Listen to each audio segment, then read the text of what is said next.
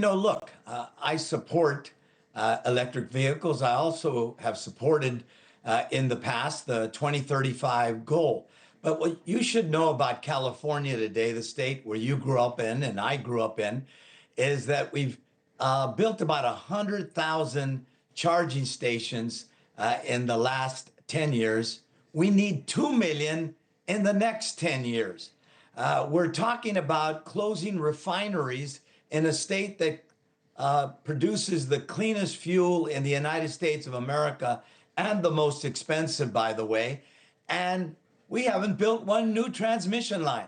In fact, Texas and Florida are building more renewables, particularly solar, than California. So I'm running for governor on a platform of being a proven problem solver.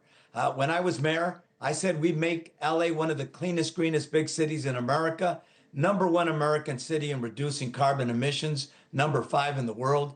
Our effort to clean up the port, which is the biggest emitter of carbon in the region, the #1 in the world.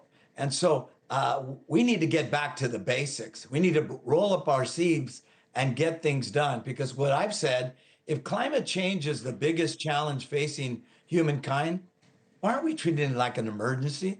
Why are we letting the perfect get in the way of the good?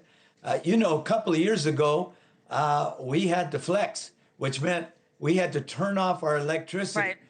Imagine if we were all electric cars and we don't have the grid for it. So I want to build again. I want to address the fact that it's almost impossible to build in this state, that we have to streamline CEQA, which is the California Environmental Quality Act, streamline permitting, and build again, make the crane the official bird of California. All right. Well, there's obviously a lot more going on in your state. The New York Times reporting that Los Angeles is facing a $1 billion budget shortfall as it tries to rebuild after wildfires. I've got to ask you about this because so many people that live in Los Angeles, and we've been reporting on this ever since the fires, have a really hard time trusting local and state government at this point after what happened. So what can the city do to mitigate the loss and to gain back some of the public trust?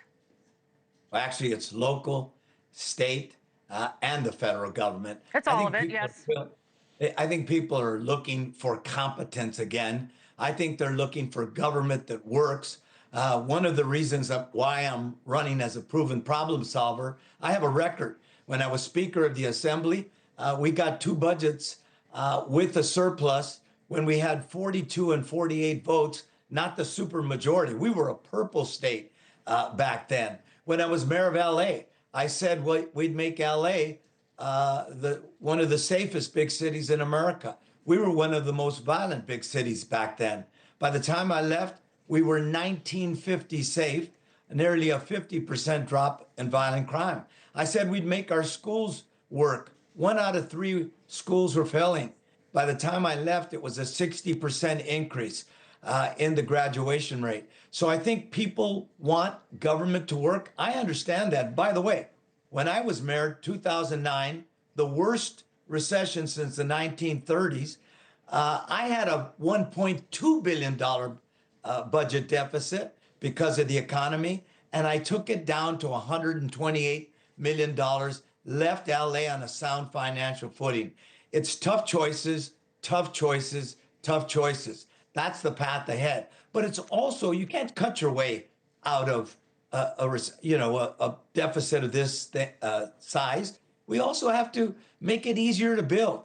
Thanks so much for watching. Just go to joinnn.com to find News Nation on your television provider. And don't forget to click the red subscribe button below to get more of News Nation's fact-driven, unbiased coverage.